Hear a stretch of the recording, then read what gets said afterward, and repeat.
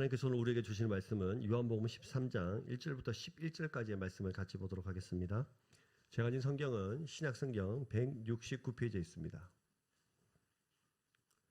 요한복음 13장 1절부터 11절까지의 말씀입니다.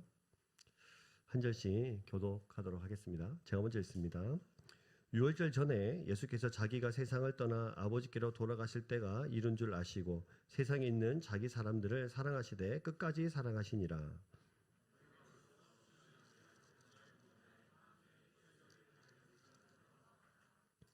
저녁 먹는 중 예수는 아버지께서 모든 것을 자기 손에 맡기신 것과 또 자기가 하나님께로부터 오셨다가 하나님께로 돌아가실 것을 아시고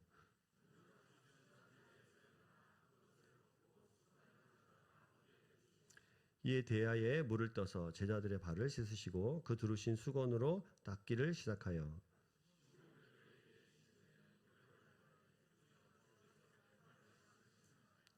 예수께서 대답하여 이르시되 내가 하는 것을 내가 지금은 알지 못하나 이후에는 알리라.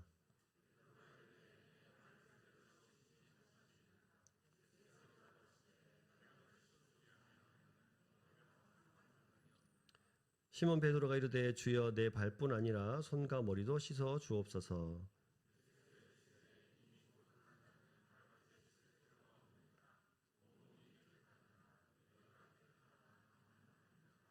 같이 있습니다. 이는 자기를 팔자가 누구인지 아심이라. 그러므로 다는 깨끗하지 아니하다 하시니라. 아멘. 옆에 분들이 자겠습니다. 샬롬. 예, 주님의 사랑으로 사랑합니다. 네. 우리 한 주간 많은 일을 겪었습니다. 덥기도 더운데 또 태풍도 불고 태풍도 지나가고 많은 일들을 겪으면서 이 한 주간 오셨습니다. 근데 옆에 분들 이렇게 보시면 샬롬이라고 인사했는데 진짜 샬롬인 것 같아요. 그죠? 우리가 외부적으로는 태풍도 불고 더위도 있었지만 또 우리 내부적으로 우리 개인적으로 또 일주일 동안에 세상이라는 곳에서 우리의 삶을 열심히 살아내면서 여기까지 오셨지 않습니까? 한 주간 동안에 어떤 분들은 뭐 즐거운 일만 있었을 수도 있고 또 어떤 이들은 아픈 일도 또 고통스러운 일도 고난도 있을 수도 있지만 어쨌든 우리가 여러 가지 모양으로 살았지만 예배 자리에 있는 것, 우리 함께 예배하는 것, 하나님의 샬롬의 은혜인 줄로 믿습니다. 우리 또 그 하나님을 또 같이 또 오늘 말씀을 통해서 나누게 될 텐데 우리 하나님이 또 어떤 분이신가, 오늘 말씀을 통해서 또 하나님 우리에게 도대체 오늘 또 무슨 말씀을 해주시나, 그 하나님이 이 말씀 통해서 보여주시는, 가르쳐주시는 하나님은 또 어떤 분이신가, 여기 좀 집중을 해봤으면 좋겠습니다. 우리 요한복음 이제 순서대로 쭉 가면서 이제 13장에 와 있는데 12장까지는 우리가 표적의 책이라고 이렇게 부릅니다. 그리고 13장부터는 영광의 책이라고 이렇게 불러요. 그래서 지난주에도 말씀드린 것처럼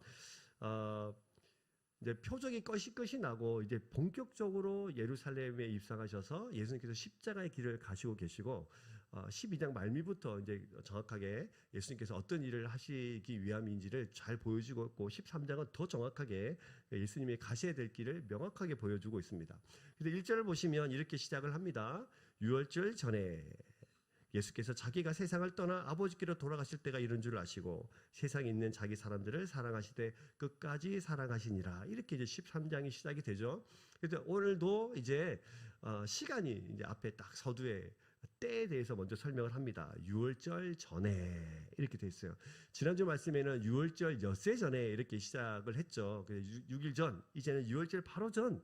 근데 이 유월절을 지난번 12장에서는 유월절 엿새 전에 하면서 유월절과 예수님을 이렇게 좀 연결시켰다면 오늘은 조금 더 정확하고 명확하게 유월절과 예수님을 더 명확하게 연결시키죠. 유월절 전 예수께서 자기가 세상을 떠나 아버지께로 돌아가실 때가 이르렀다. 그러니까 예수님이 유월절 어린 양으로 십자가에 못 박혀 돌아가시고 부활하셔야 돌아가시니까 죽음과 부활, 어린 양 제물 대신, 희생의 제물 대신, 우리 속죄의 제물 대신 예수님이 바로 이 예수 그리스도가 어린 양이시다는 것을 더 명확하게 12장보다는 더 명확하게 우리에게 선명하게 보여주고 있습니다. 그래서 자기 때 십자가에 못 박혀 돌아가셔서 부활하실 때가 가까이 왔다.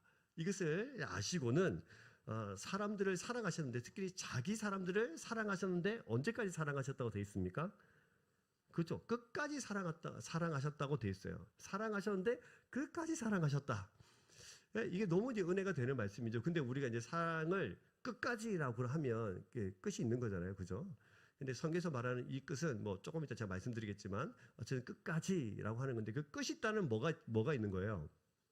그렇죠. 시작이 있는 것이죠. 그럼 시작이 언제일까요? 이 하나님의 시작, 그 사랑에 대한 시작, 나를 향한 하나님의 사랑의 시작은 언제부터일까요? 이 사랑의 시작을 우리가 살펴보는 것이 지금 예수님께서 왜 사랑하셨는데 끝까지 사랑하셨냐? 이 해답을 찾을 수가 있습니다. 그리고 우리가 이 사랑의 시작점으로 좀 가보시죠. 사랑의 시작점은 사실은 하나님께 있습니다. 하나님의 존재 자체가 사실은 사랑이세요. 이게 시작이에요. 그게 우리를 만들고 나서 사랑하신 게 아니라 우리에게 만드시기 전에 하나님의 사랑이셨습니다. 이것을 성경 요한일서 4장 16절에는 우리에게 명확하게 이렇게 말씀을 해주시죠. 자, 같이 한번 말씀을 읽어보겠습니다. 시작. 하나님이 우리를 사랑하시는 사랑을 우리가 알고 믿었노니 하나님은 사랑이시라. 사랑 안에 거하는 자는 하나님 안에 거하고 하나님도 그의 안에 거하시느니라. 요한일서에 하나님을 향해서 뭐라고 정의합니까? 하나님은 무엇이다? 사랑이시다. 그러니까 하나님은 본질 자체가 사랑이세요. 본질 자체가 사랑이셔서 하나님께서는 모든 것을 사랑으로 다스리십니다. 그분의 모든 행동은 사랑으로 펼쳐지는 사랑을 근거로 한 행동이십니다. 그럼 우리를 쳐다보시는 것도 뭘로 근거로? 사랑을 근거로. 우리를 머리를 쓰다듬어 주시는 것도 무엇을 근거로요? 사랑을 근거로. 우리가 고통 가운데 살아갈 때 함께 아파하시는 것도 무엇을 근거로? 사랑을 근거로 하십니다. 그래서 우리의 모든 행동이 하나님의 사랑에서 근거하시죠. 그래서 즉 하나님의 사랑은 그분의 본성입니다. 본성. 그분의 본성이자 본질이에요. 따라서 하나님은 영원전 곧 이 세상이 그 무엇이 존재하기 전부터 사랑이셨어요. 그렇다면 우리가 여기서 한 가지 질문을 해볼 필요가 있습니다. 그러면 세상에 하나님을 사랑이시다 이렇게 전제하면 사랑에는 뭐가 필요하냐면 대상이 필요하잖아요. 맞습니까? 맞아요? 혼자 사랑할 수 있으세요? 자기애가 너무 강해가지고 나를 사랑합니다. 막 이렇게. 사랑에는 대상이 필요합니다. 그러면 하나님이 이 세상을 만들기 전에, 창세 전에, 우리를 만드시기 전에 하나님을 사랑이셨다고 하는데 그럼 하나님은 누구를 사랑하신 겁니까? 우리를 만드시기 전에요. 대상이 있어야 되는데. 그렇죠? 하나님의 본질에 대해서 지금 생각해 보고 있습니다. 하나님의 본질, 우리가 창조되기도 전에 세상에 아무것도 없을 때 그때 하나님은 누구를 사랑하셨기 때문에 하나님은 사랑이시다 이렇게 본질적으로 그를 정의할 수 있는 겁니까? 그래서 우리가 이렇게 설명할 수 있습니다. 자, 여러분, 창세 전에 하나님은 성부, 성자, 성령 하나님으로 계시고 지금도 그렇게 계시죠. 맞습니까? 그래서 하나님은 한 분이시지만 삼위일체 하나님은 그 성부, 성자, 성령 하나님께서 서로 사랑하고 계셨어요. 이것을 성경에 여러 가지로 증명을 할 수 있는데 요한복음 17장 27절에 보시면 이렇게 또 설명을 하거든요. 같이 읽겠습니다. 시작. 아버지여 내게 주신 자도 다 나 있는 곳에 나와 함께 있어 아버지께서 창세 전부터 나를 사랑하심으로 내게 주신 나의 영광을 그들로 보게 하시기를 원하옵나이다. 예수님의 기도인데 예수님이 이렇게 말씀하시죠. 아버지께서 언제부터 나를 사랑하셨어요? 창세 전부터. 이 땅을 창조하기 전에 하나님이 홀로 스스로 계실 때부터 나를 뭐 하셨어요? 사랑하셨어요. 그러니까 아버지 나를 사랑하셨죠. 그렇죠? 아버지가 사랑하셨어요. 자, 이것을 요한복음 14장 31절에도 보셔도 또 설명을 이렇게 하고 있습니다. 같이 읽습니다. 시작. 사랑의 것과 아버지께서 명령하신 대로 세상에 알게 함이로다. 오직 내가 누구를? 아버지를 뭐 했습니까? 사랑하셨죠. 그러면 요한복음 17장 27절에 좀 전에 읽은 말씀을 보면 창세전에 아버지께서 나를 뭐 하셨어요? 사랑하셨죠. 그럼 요한복음 14장에 보시면 내가 아버지를 또 뭐예요? 사랑하셨습니다. 그러면 성부 하나님이 성자 예수님을 사랑하셨고 성자 예수님이 성부 하나님을 어떻게 하셨습니까? 사랑하셨습니다. 창세 전부터요. 그래서 하나님은 사랑이십니다. 예수님 역시 하나님을 사랑하셨고 하나님의 사랑의 표현으로 명하신 대로 그 모든 것을 행하며 순종하는 것으로 하나님의 기쁨이 되셨고 하나님의 기쁨과 사랑을 받아 누리시면서 다시 순종하는 모습으로 하나님을 사랑하는 이 두 분께서 이렇게 서로 사랑하신 거죠.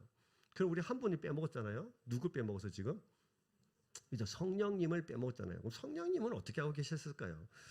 자, 성부께서 성자를 사랑하실 때 항상 성령 하나님을 보내시는 방법으로 사랑하십니다. 그러니까 이 사랑을 유지하시고 존재하도록 하시고 이 끈으로 묶는 분이 성령님이세요. 그래서 이것을 대표적으로 우리가 말씀 한 구절을 찾아보시면 증거가 되고 확증할 수 있는데, 마태복음 3장 16절에서 17절에 보시면 이런 말씀 또 있습니다. 같이 있습니다. 시작. 예수께서 세례를 받으시고 곧 물에서 올라오실새 하늘이 열리고 하나님의 성령이 비둘같이 내려 자기 위에 임하심을 보시더니 하늘로부터 소리가 있어 말씀하시되 이는 내 사랑하는 아들이요 내 기뻐하는 자라 하시니라. 그래서 성부께서 성자 예수님을 내 사랑하는 아들이요 내 기뻐하는 자라고 말씀하실 때 하나님께서는 누구를 보내셨어요? 성령님을 보내셨어요. 그래서 그분은 비둘기처럼 즉 온유와 사랑이 넘치는 모습으로 내려오셔서 예수님과 함께 계셨습니다. 이렇게 성령으로 함께 하시는 하나님의 사랑은 예수님의 생애 내내 계속됩니다. 그래서 지금까지 내용을 간략하게 설명을 좀 정리를 좀 해보면, 성부 하나님께서는 성부 하나님을 사랑하셨는데 성령님께서 이것을 하나로 묶어 주셔서 성부, 성자, 성령 하나님이 하나로 묶여서서 함께 사랑하신 거죠. 그래서 이것을 어거스틴이라는 사람은 교부였던 4세기 교부였던 어거스틴 사람은 성부 하나님과 성자 하나님이 성령이라는 사랑의 끈으로 하나됨을 유지하셨다, 이렇게 정의를 합니다. 그래서 이걸 보시면 하나님은 태초부터 아무것도 지어지지 않고 아무것도 없는 그때에 서로 사랑이셨어요. 자, 그럼 여기서 질문 하나 해보겠습니다. 여러분, 사랑은 무엇을 만들죠? 서로 사랑하면 어떻게 됩니까? 사랑하면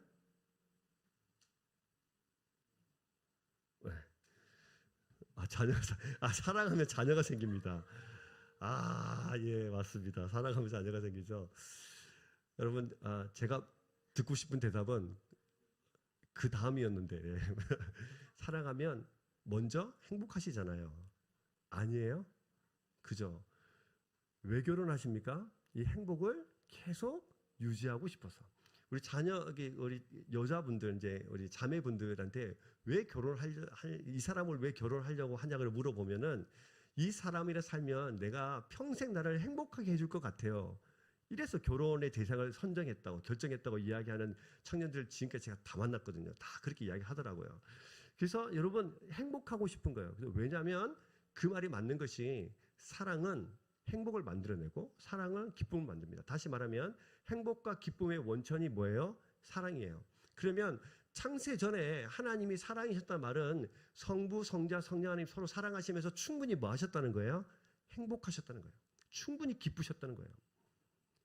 뭐 하나 더 이상 필요한 게 없을 정도로 충분히 행복하셨고 충분히 기쁘셨어요. 자, 그래서 존 파이퍼라는 사람이 우리 이렇게 말합니다. 하나님이 행복하시다, 이 진리가 우리에게는 뭐다고요? 복음입니다.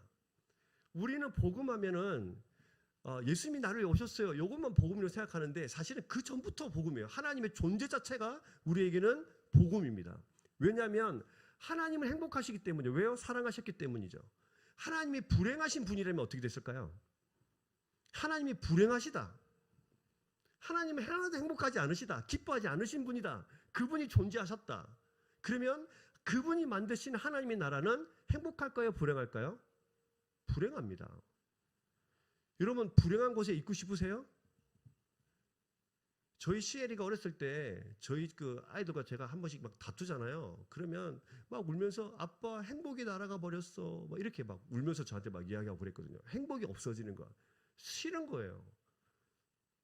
근데 완벽하신 하나님께서 풍성히 그 행복을 누리고 계셨는데 그분이 만드신 하나님의 나라는 행복입니다.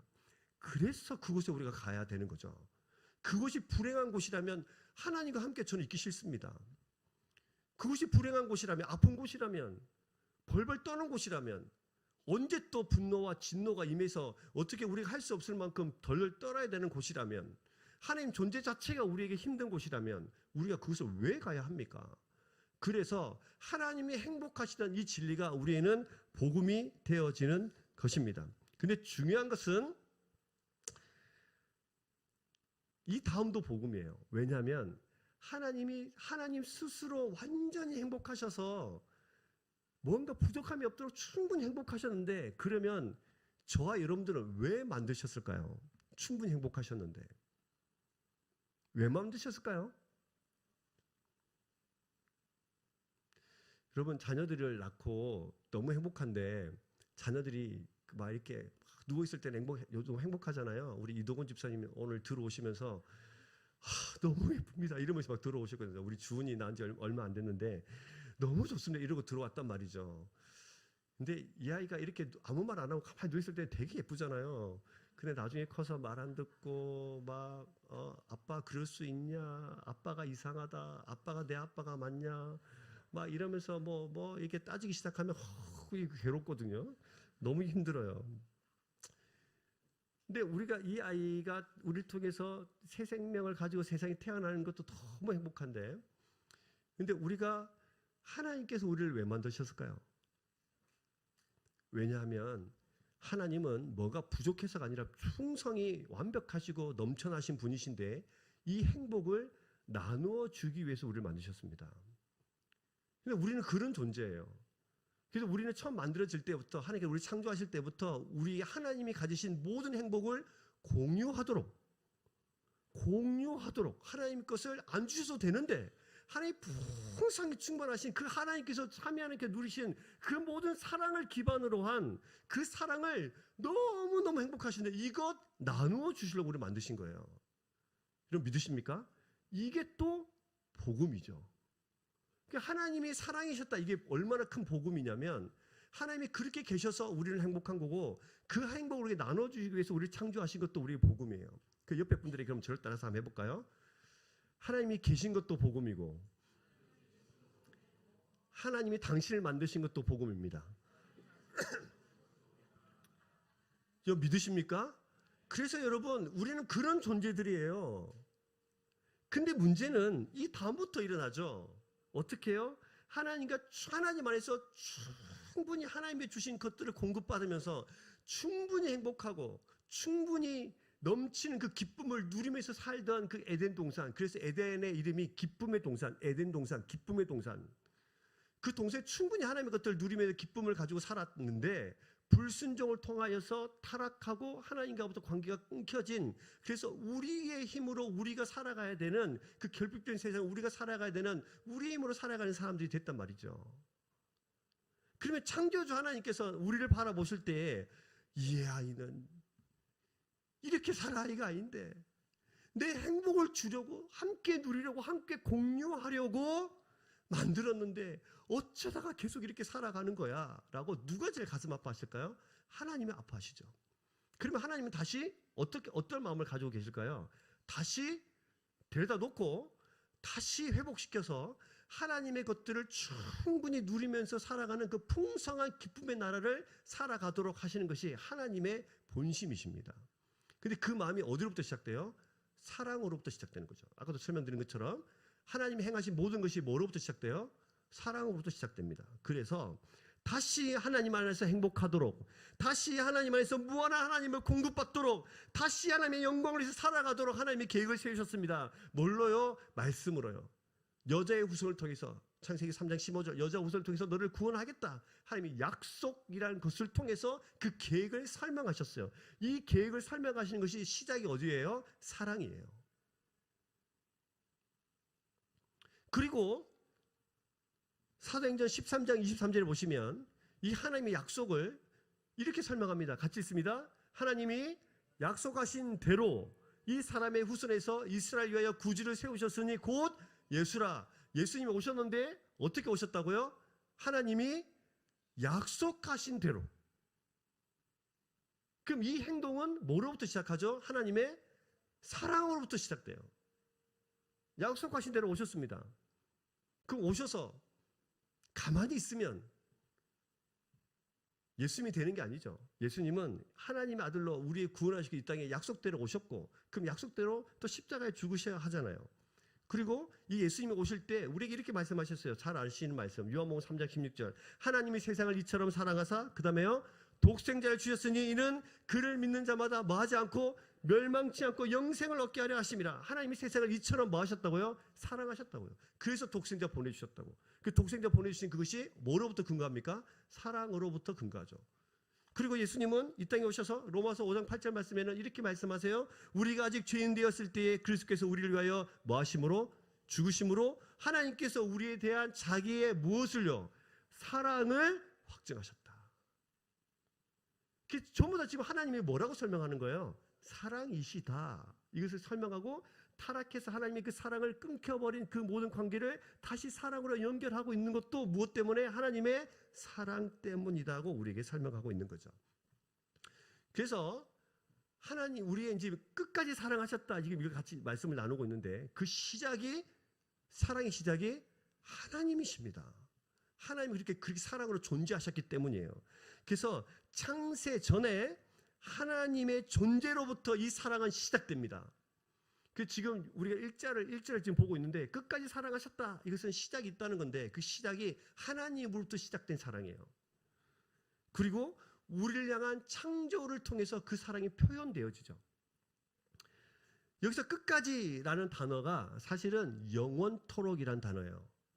근데 우리 성경에는 지금 끝까지 이렇게 돼 있어요. 원래는 이제 헬라 원어로 살펴보시면 영원토록, 결정적으로, 충분히 이런 뜻입니다. 그래서 하나님의 존재로부터 시작된 그 우리를 향한 하나님의 사랑은 하나님을 배신하고 떠나 죄인 되었을 때에도 멈추지 않았고 끝내 예수님을 보내서 십자가에서 죽게 하시기까지 그 사랑은 지속되어지는 것이고 끝내 다시 하나님 안에 거하여 하나님의 사랑 안에서 영원토록 살아가는 그 끝까지 그게 끝이에요. 영원토록 다시 불러놓고 다시 그 사랑을 풍성히 누려서 더 이상 우리가 불행한 존재가 아니라 하나님의 기쁨을 충분히 누리는 그때까지 그리고 영원토록 사랑해보자. 이제 더 이상 우리 사이가 끊어지지 않고 영원토록 내가 다시 회복시켜 놓을 테니까 이 회복을 가지고 끝내는 다시 떠나지 말고 영원토록 같이 해보자. 이것이 끝까지 사랑하시다는 말이에요. 근데 더 중요한 말이 있죠. 자, 1절을 다시 보시면 사랑하시되 끝까지 사랑하시니라. 그 앞에 몇 글자가 더 붙어 있습니다. 뭐라 붙어 있죠? 자기 사람들을. 그럼 이 놀라운 사랑이 이 땅 모든 사람들에게 부어주는 것이 아니고 하나님께서 선택하신 자기 사람들에게 부어주고 있다는 거예요. 여러분 놀랍죠? 이 감당할 수 없는 이 너무나 크신 이 사랑이 멈출 수 없는 그 사랑이 내가 죄인 되었을 때도 여전히 날 사랑하셨던 그 멈출 수 없는 그 사랑이 하나님의 선택한 하나님의 백성들에게 부어주고 있습니다. 그러면 자 여러분 그 자기 사람들이라는 그 표현 안에 저와 여러분들이 포함되어 있습니까? 맞습니까? 맞아요? 여러분 이거 믿으셔야 되는데 저를 따라 해볼까요? 자기 사람들이라는 표현 안에 내가 포함되어 있습니다. 여러분 믿으세요? 네. 그러면 여러분 이 놀라운 시작부터 하나님의 사랑, 끊어져도 하나님의 사랑, 다시 불러들이는 것도 하나님의 사랑, 다시 공급하시는 것도 하나님의 사랑, 이 감당할 수 없는 사람이 지금 사랑이 누구에게 보여주고 있는 겁니까? 나에게요.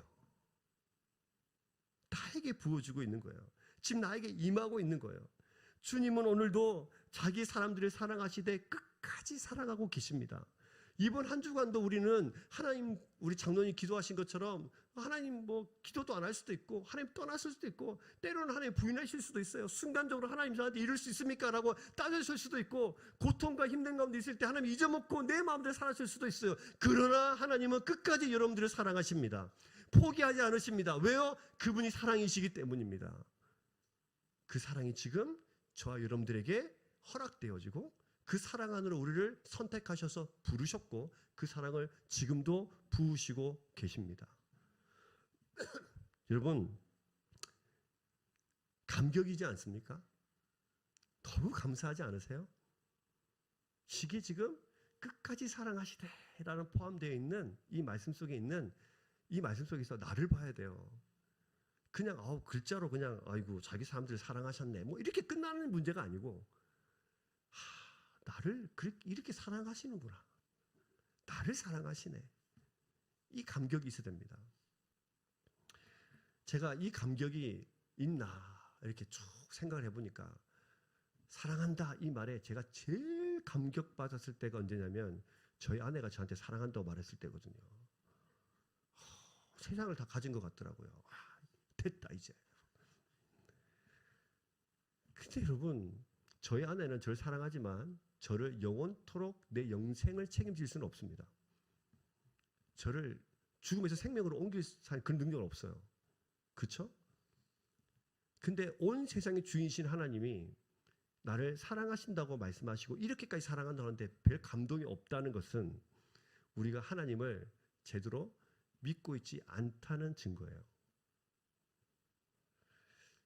여러분 다 지금 사랑해 보시고 이제 뭐 사랑하는 친구들도 있고 뭐 이렇게 결혼 이렇게 기다리고 있는 친구들도 있는데 여러분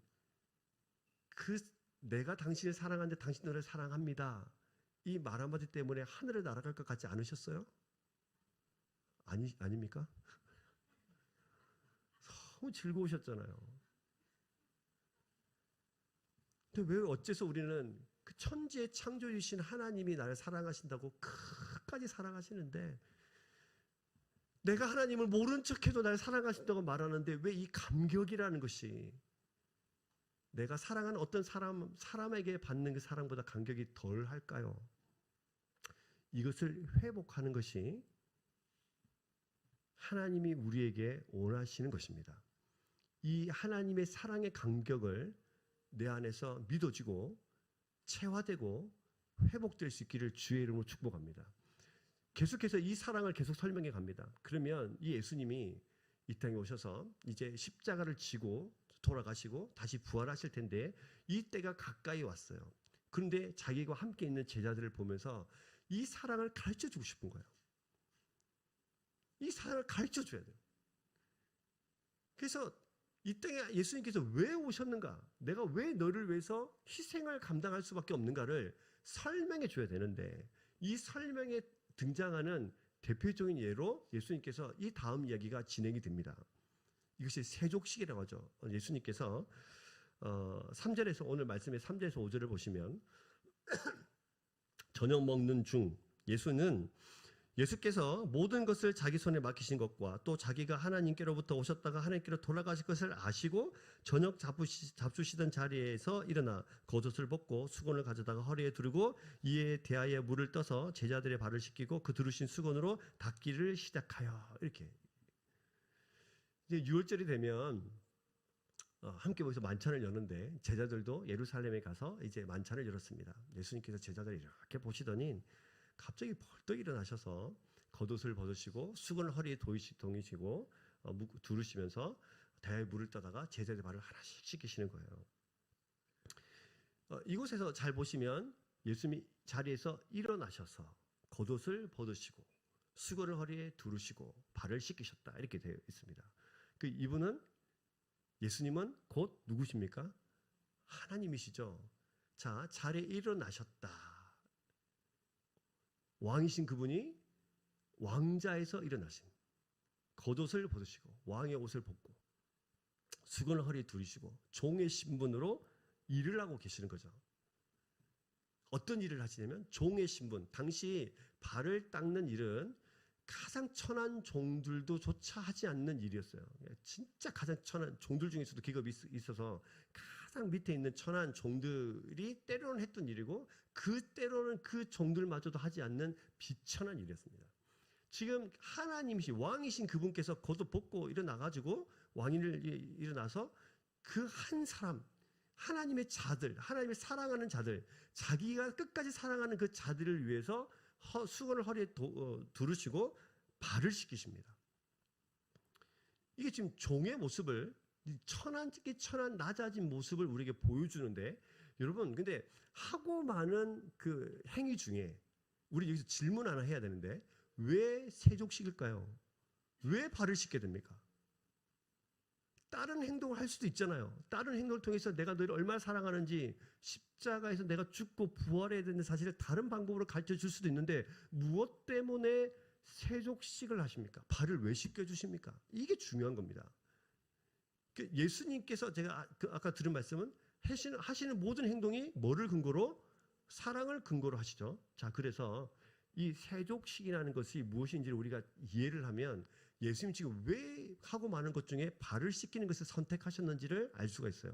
이것을 알려면 우리가 당시 이 물로 씻는 거에 대한 인식이 있어야 됩니다. 우리는 물로 씻는 거, 발을 물로 씻는 건 뭐 별로 뭐 크게 그렇게 하지 않지만 그 사람들은 다르거든요. 이것을 살펴보시려면 구약으로 먼저 가야겠죠. 민수기 19장 20절에 보시면 이렇게 시작을 해요. 같이 읽습니다. 시작. 사람이 부정하고도 자신을 정결하게 하지 아니하면 여호와의 성소를 더럽힘이니 그러므로 회중 가운데서 끊어질 것이니라. 그는 정결하게 하는 물로 뿌림을 받지 아니하였은즉 부정하리라. 사람이 부정하게 되면 자신을 정결하게 해야 돼요. 정결하지 않은 상태에서 성소에 들어가면 성소를 더럽힙니다. 그래서 그 사람은 반드시 회중 가운데서 끊어지면 쫓겨나요. 끊어져요. 그럼 반드시 뭐 해야 되냐면 정결하게 하는 물로 뿌림을 받아서 정결하게 씻어야 되는 것을 상징적으로 보여줍니다. 그래서 그 유대 사람들은 삶의 모든 총체적인 집중이 성소 중심이에요. 그러니까 성전 중심이 됩니다.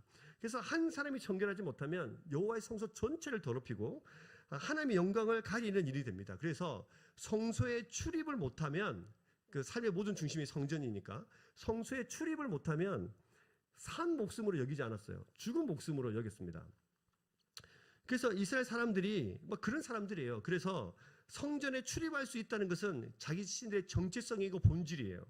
그래서 삶의 의미가 성전으로부터 성소로부터 나와요. 그런데 못 들어갈 때가 있는데 그때가 언제냐면 부정할 때입니다. 그게 못 들어가는 거예요. 그래서 하나님께서 이 성소, 이게 성전, 성막, 이제 구약에는 성막이고 신약에 와서는 성전으로 바뀌죠. 그래서 그 성막에 들어간 제사장들에게 이렇게 주문하신 적이 있습니다. 오늘 말씀을 좀 많이 찾는데 죄송하고 설명할 게 좀 많아서 그렇습니다. 출애굽기 30장 17절에서 21절에 보시면 이 부분을 하나님께서 이렇게 명령을 하시거든요. 같이 읽겠습니다. 시작. 여호와께서 모세에게 말씀하여 이르시되 너는 물두멍을 노수로 만들고 그 받침도 노수로 만들어 씻게 하되 그것을 회막과 제단 사이에 두고 그 속에 물을 담으라. 아론과 그의 아들들이 그 두멍에서 수족을 씻되 그들이 회막에 들어갈 때에 물로 씻어 죽기를 면할 것이요 제단에 가까이 가서 그 직분을 행하여 여호와 앞에 화제를 살을 때에도 그리할지니라. 이와 같이 그들이 그 수족을 씻어 죽기를 면할지니 이는 그와 그의 자손이 대대로 영원히 지킬 규례니라. 부정한 어떤 사람들 간에 성소 지성소에 들어가기 전에 뭘 씻어야 돼요? 손과 발을 수족을 씻어야 돼요. 왜요? 정결하게 돼야 되거든요. 왜냐하면 이것을 실제로 물로 씻는 데서 내 영혼이 씻어지는 게 사실 아니잖아요. 근데 이것을 상징적으로 보여줍니다. 하나님은 지성소 안에 들어가서 하나님을 만날 때 정결한 주님의 백성으로 만나야 되기 때문이죠. 이것을 이제 성막을 또 통해서 좀 그림을 좀 보여드릴 텐데 이해를 돕기 위해서 성막을 보여드리겠습니다. 자, 여러분 왼쪽에 보시는 그 성막이 저기 큰 성막입니다. 저 안에 이게 들어가는 거예요. 자, 성막에 들어가면 번제단이 있고 그 뒤에 물두멍이 있습니다. 그러니까 지성소 전에 물두멍이 있죠. 그것을 이제 위에서 보면은 저런 이제 그림이고요. 그래서 빨간색으로 보이는 것이 이제 번제단이고 번제단을 지나서 뭐가 있습니까? 물두멍이 있고 물두멍을 지나서 지성소가 있어요. 그렇죠? 자, 물두멍은 저 밑에 보시는 장면 저렇게 되어 있습니다. 물두멍 안에 물이 확 들어 있고 제사장은 반드시 들어가기 전에 손과 발을 반드시 씻어야 합니다. 그렇지 않으면 죽음을 당하는 것이죠. 정결하게 되어야 된다는 것을 항상 잊지 말고 말씀해 주시는 겁니다. 자, 이것이 영원히 지킬 규례니라 이렇게 말씀했단 말이죠. 그래서 이것을 영원히 지켜가려고 노력합니다. 그래서 가정에서도 이 일들을 해요. 가정에서도. 그래서 누가복음 7장 14절에 보시면 예수님께서 이렇게 말씀하신 적이 있어요. 여자를 볼보시며 시몬에게 이르시되 이 여자를 보느냐? 내가 집에 들어올 때는 너는 내게 뭘 씻을 물도 발 씻을 물도 주지 아니하였으되 이 여자는 눈물로 내 발을 적시고 그 머리털로 닦았다고 이야기해요. 밖에 나가다 들어오면 어떤 사람들 간에 반드시 뭘 씻어야 됩니까? 손과 발을 씻어야 됩니다. 왜요? 성소에서 그렇게 하라고 하나님 가르쳐 주셨고 이것이 규례거든요. 그래서 이스라엘 백성들 삶에는 항상 정결법, 정결의식이 항상 삶의 일상에 녹아져 있었던 사람들이에요. 나는 정결하게 돼야 돼. 정결하게 돼야 하나님의 가족이 될 수 있고 하나님의 사람이 될 수 있고 하나님 만날 수 있어. 이것이 항상 그들의 삶 가운데 깔려 있었던 이야기예요. 이게 대표적으로 우리가 요한복음에서 살펴봤던 것처럼 7가지 표적 중에 제일 첫 번째 표적이 뭔지 기억나세요? 물로 포도주를 만들었죠. 그때 아구까지 가서 물을 채우러 갈 때 그 항아리가 어디 있던 항아리냐면 그 출입문 앞에 있었던 항아리예요. 뭘 담았고 물을 담아가지고 뭐 하려고? 손과 발을 씻으려고 했던 그 항아리입니다. 그래서 이스라엘 백성들의 삶에도 가정에도 막 항아리가 있는 거예요. 그래서 항상 씻어야 되는, 정결케 되어야 되는 것을 가르쳐 주시는 거죠. 근데 시몬이 발 씻은 물도 줄지 않았다. 이 말은 아까도 말한 것처럼 한 사람이 정결하게 되면 그 부정한 백성이라서 성소 정체가 부정이 되는 것처럼 한 사람이 정결하게 되면 우리 집에 들어오는 그 사람도 우리도 정결하게 되는 거예요. 그러니까 발 씻은 물도 줄지 않았다는 것은 이 사람을 지금 우리 집에 들여놓고 싶다는 거예요? 안 들여놓고 싶다는 거예요? 안 들여놓고 싶다는 거예요. 다시 말하면 환영하지 않은 겁니다. 이게 환영을 했어요? 발을 씻어서 환영을 했어요? 그러면 환영을 하고는 반드시 식사를 대접합니까? 이 씻을 물을 줬다, 정결케 되어진다, 이 의미는 반드시 이스라엘 백성들에게는 첫 번째는 환영의 의미, 두 번째는 가족의 의미가 있어요. 당신은 우리의 공동체입니다. 우리와 함께하는 사람입니다. 이거죠. 그래서 세족식, 발을 씻기는 상징은 예수 그리스도의 죽음을 통해서 그 모든 죄가 깨끗하게 씻어지고 그를 통해서 당신은 나와 뭐가 됩니까? 된다고요? 가족이 되는 거예요. 이것을 상징적으로 보여주는 겁니다. 지금 그 제자들에게 지금 예수님께서 끝까지 사랑하시는 이 제자들에게 죽음을 얼마 남겨놓지 않고 지금 뭘 말씀하시냐면 내가 죽음을 통해서 너희 죄를 뭐 해놓겠다? 깨끗하게 씻어놓겠다. 이걸 통해서 너희가 믿으면 너희가 나의 뭐가 된다? 가족이 된다. 영접하는 자, 곧 그 이름을 믿는 자에게는 뭐가 되죠? 하나님의 자녀가 되는 권세를 주시잖아요. 그래서 내가 죽음을 통해서 씻어 놓을 텐데 그것을 믿고 너희가 함께 영접하여서 너희가 내 가족이 되고 함께 먹고 마시는 하나님의 공동체, 하나님의 자녀, 하나님의 백성이 되기를 소망하는 마음으로 지금 이 세족식을 하고 계시는 것입니다. 이걸 가르쳐 주는 거예요. 그럼 여러분 이것을 우리 속에 좀 적용해 볼까요? 여러분, 하나님이 예수님을 보내셔서 우리 죄를 씻으시기를 원하십니다. 그뿐만 아니라 우리를 하나님의 가족으로, 하나님의 공동체로 우리를 환영하고 계십니다. 그 하나님의 식사의 자리에 저와 여러분들을 초청하고 계십니다. 이것이 자기 사람들에게 부어주시는 하나님의 사랑의 방법이에요. 이게 그냥 성경에만 적힌 이야기구나 이러면 별 감동이 없겠죠. 나를 위해서 지금 하나님께 하시고 계신 일이라고요. 자, 이렇게 발을 쭉 씻기시니까 한 명 한 명 쭉 씻기고 있는데 베드로가 이렇게 보니까 야, 니네는 좀 너무한 거 아니냐? 어떻게 우리 스승님이 이렇게 천하디천한 일을 하면서 내 발을 씻기는데 가만히 있을 수 있냐? 그래서 예수님을 향해서 예수님 안 됩니다. 내 발은 절대로 못 씻습니다. 이렇게 말해요. 절대로 못 씻습니다. 그러면 저와 여러분 같으면 그래 하고 넘어가거나 난 이야기했다 이렇게 말 텐데 예수님이 뭐라고 말씀하시죠? 8절을 마침 봅시다. 8절 같이 읽어요. 시작.